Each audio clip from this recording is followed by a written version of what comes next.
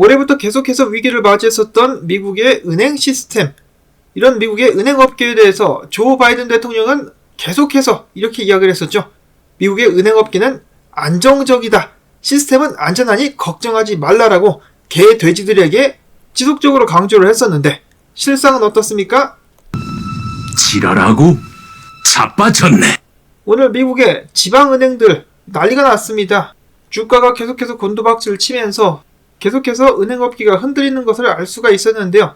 JP모건의 CEO도 그렇고 워렌 버핏도 그렇고 다들 거짓말 했었다는 것을 다시 한번 알 수가 있겠죠. 은행업계는 안전하다. 전혀 그렇지 않습니다. 팩웨스트부터 시작해가지고 많은 은행들이 고통을 받고 있는데 전염병처럼 이 불길이 번져나갈 가능성이 높아지고 있다는 것이죠. 팩웨스트 같은 경우는 너무 심하게 떨어지니까 한때 장중에 거래가 중단되기도 했었습니다. 자, 근데 이런 식으로 크게 떨어져 버리면 어떻게 되겠습니까? 사람들이 돈을 더욱더 빼게 되겠죠. 그러면 해당 은행 같은 경우는 망하는 길을 걸을 수밖에 없겠습니다. 이제 겨우 5월달에 접어들었는데 벌써 은행 몇 개가 나락으로 가는 것인가? 갈수록 심각해지는 사태 속에서 금리 인상 여부를 앞두고 있는 가운데 이제는 미국의 민주당 의원들도 나서가지고 제롬 파월에게 금리 인상을 중단해달라고 촉구를 하고 나섰다라고 합니다. 그도 그럴 수밖에 없는 것이 금리 인상을 지속하게 됐을 때 수백만 미국인들의 실직 가능성이 높으며 물가 안정뿐만 아니라 최대 고용 달성 의무도 연준에게 있지 않느냐라고 요구하고 나선 것인데요. 보시면은 미국 같은 경우 9인 일자리 3월 959만 개로 2년 이래 최저치를 기록하고 있었고 기업들은 지속적으로 사람들을 내보내고 있는 가운데 월가 같은 경우도 계속해서 정리해고를 이어가고 있다라고 합니다. 그동안의 강력한 노동시장을 핑계로 대면서 금리를 올렸었는데 더 이상은 그것이 여의치 않게 되었다라는 것이겠죠. 연준의 선택은 어떤 것이 될 것인가? 지금 은행업계 개판, 노동시장 개판인 상황에서 인플레이션 잡겠다라고 금리를 올릴 것인가? 아니면은 금리 인상을 중단하게 되면서 인플레이션이 다시금 상승하도록 놔둘 것인가? 근데 사실 몇몇의 경제학자들, TV에 나오지 않는 경제학자들 같은 경우는 미국 정부가 계속해서 발표를 하고 있었던 실업률, 이것은 거짓이다라고 저격을 하기도 했었습니다. 말 그대로 짜집기를 해가지고 가짜 통계를 계속해서 발표를 해왔었다라는 것이죠. 그만큼 실제 상황은 좋지 않은 가운데 언론 같은 경우는 연준이 결국 내일 0.25% 금리를 마지막으로 한 번 더 올릴 가능성이 높다라고 예측을 하고 있습니다. 근데 실제로는 아무도 모르죠. 은행업계가 계속해서 골로 가게 생기는데 과연 이를 그냥 무시할 수 있을까? 한편 미국 같은 경우는 부채 한도 상향 조정 때문에 아직까지도 골머리를 썩고 있다라고 하는데요. 재무장관 제닛 옐런 같은 경우는 하원 의장에게 서한을 보내가지고 세금 영수증에 대한 새로운 자료를 분석을 해봤더니 의회가 부채 한도를 증액하지 않는다면은 이르면은 6월 1일 다음 달이죠. 미국 정부는 디폴트 상태에 빠질 수 있다라고 밝혔습니다. 결국은 어찌될지 해도 다시 한번 부채 상한 한도는 조정될 수밖에 없을 것. 그리고 인플레이션은 악화되게 되겠죠. 미국 정부가 지출을 줄이지 않는 한 부채는 쌓여갈 수밖에 없습니다. 특히나 실업률이 늘어나게 되면 걷어들이는 세금도 줄어들게 되겠죠. 그런데 바이든 정권이 지금 집중하고 있는 것은 기후변화, 트랜스젠더, 우크라이나에 돈 주기 이런 것에 집중을 하고 있는데 최근엔 폭스뉴스에서 이런 기사를 또 내보냈습니다. 바이든 정권이 파키스탄 국민들이 영어를 배우는 것을 장려하는데 이를 위해서 영어 선생님들에게 50만 달러 후원금을 장려하는데 문제는 단순히 영어를 가르치는 것이 아니라 영어를 가르치는 동안에 파키스탄에 있는 청소년 트랜스젠더들의 발전을 돕는 것이 또 조건에 포함이 된다라고 합니다. 미국 같은 경우도 지금 트랜스젠더들이 계속해서 여자 화장실, 탈의실을 이용하는 것 때문에 큰 문제가 되면서 이 폭력 사태까지 빈번하게 일어나고 있는 가운데 이러한 문제를 외국까지 수출을 하려고 노력하고 있는 바이든 정부. 그런가 하면은 미국 민주당의 대부라고 볼 수 있는 버니 샌더스는 최근에 인터뷰를 통해서 이렇게 이야기를 하기도 했었습니다. 국가가 나서가지고 부자들 중에 9억 9,900만 달러 이상을 가진 사람들의 돈을 압수를 해야 된다. 그 한마디로 사람들이 9억 9,900만 달러까지만 부를 축적할 수 있도록 허용해야 되지 그 이상의 부자가 된다면 국가가 나서서 이를 빼앗아야 된다라고 이야기를 하고 있다라는 것이죠. 물론 그 정도 돈을 가진 부를 가진 사람들의 숫자는 많지는 않습니다만은 국가가 이런 식으로다가 자유시장 경제에 개입하는 것이 좋지가 않으며 처음에는 9천억 달러라고 이야기를 하지만 이 액수조차 계속해서 내려갈 수 있다는 사실을 기억을 해야만 되겠습니다. 그런가 하면은 전 재무장관이었었던 스티브 무누친 같은 경우도 갑자기 튀어나와가지고 은행 위기 속에서 지금 현재 연방예금보험공사가 이제 보험으로 지급해주는 한도액이 25만 달러인데요. 이를 2,500만 달러까지로 상향시켜야 된다는 주장을 펼치기도 했었습니다. 본인이 봤을 때도 은행 위기가 지속될 것 같다라고 예측을 하고 있는 것 같죠. 자, 그런가 하면 얼마 전에 파산한 퍼스트 리퍼블릭 뱅크 앞에 누가 이런 광고를 붙여놨습니다. 은행에 의지하지 말고 비트코인을 통해서 스스로의 은행이 되라. 앞으로 더욱더 많은 사람들이 비트코인에 대해서 관심을 기울일 수 있는 계기가 될 수 있기를 바라보고요. 자, 그 다음에 어제 말씀을 드렸다시피 이 저승사자 같은 남자 짐 크레이머가 뭐라고 했었습니까? 지금 미국 증시는 불장이다라고 이야기를 했었는데 그가 해당 발언을 하자마자 미국 증시 떡락. 정말 이 사람의 정체는 무엇인가 궁금합니다. 많은 사람들이 소름 돋는다라는 반응을 보여주고 있죠. 정말로 악마가 아닌가? 자, 이런 식으로다가 서론이 좀 길어지긴 했었습니다만은 이 결론은 미국 내에서 난리가 나고 있다. 난장판이 이어지고 있는 상황 속에서 오늘 달러는 약세, 그리고 미국 증시도 함께 약세를 보이고 있는 가운데 금은 상승, 그리고 비트코인 반등했습니다. 28,807달러까지 올라온 상황. 미국 내에서 은행업계에 관련된 위기가 대두될 때마다 비트코인이 반사이익을 보고 있는 상황이 이어지고 있는데요. 자, 이렇게 된다라면은 미국 증시와 디커플링 하게 될 수도 있을까? 아직은 좀 섣부르긴 하지만은 관심을 두고 지켜볼 필요는 당연히 있을 것 같습니다. 그레이스케일 같은 경우는 만약에 연준이 이번에 0.25% 금리를 추가적으로 올린다고 할지라도 암호화폐 같은 경우는 시장의 전망치와 부합한다라는 점에서 안도 랠리 가능성이 있다라고 긍정적으로 상황을 보고 있었습니다.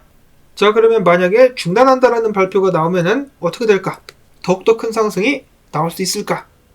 한편 호주 중앙은행 같은 경우는 중단시켰다가 다시 깜짝 금리 인상을 진행을 했습니다.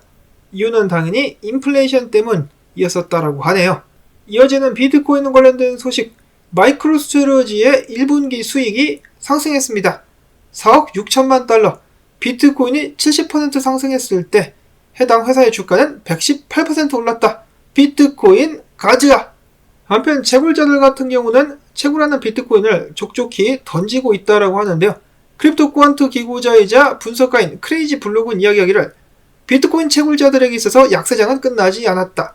비트코인 가격이 상승하는 동안 채굴자들의 비트코인 보유량은 지속적으로다가 감소했다라고 하면서 후에 채굴자들이 비트코인 장기 보유를 나중에 다시 선택하게 된다면 비트코인 상승에 중요한 역할을 하게 될 수도 있을 것이다라고 밝혔습니다.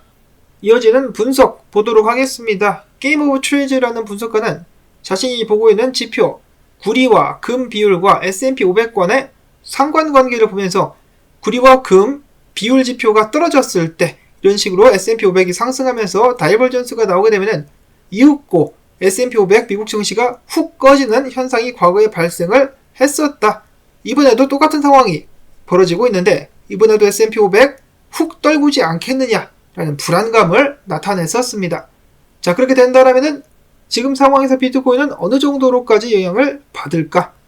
자, 일단 오늘 비트코인 같은 경우는 미국의 은행업계가 흔들리고 있을 때 보란듯이 상승하는 모습을 보여주었습니다. 자, 이러한 과정 속에서 한 가지 안타까운 것은 볼륨이 받쳐주지 않는다라고 하면서 저스틴 베넷 분석가는 해당 상승이 결국 미국 증시를 따라서 물거품이 되며 비트코인 가격이 하락하지 않겠느냐라는 의견을 제시를 했었는데요. 꾀꾀 오리 선생 같은 경우는 저번 주 주봉 마감했을 때 안타깝게도 저항을 뚫지 못하고 저항을 다시 한번 확인하는 그런 한 주가 되었기 때문에 살살살살 가격이 녹을 것이다라는 예측을 내놨었는데요.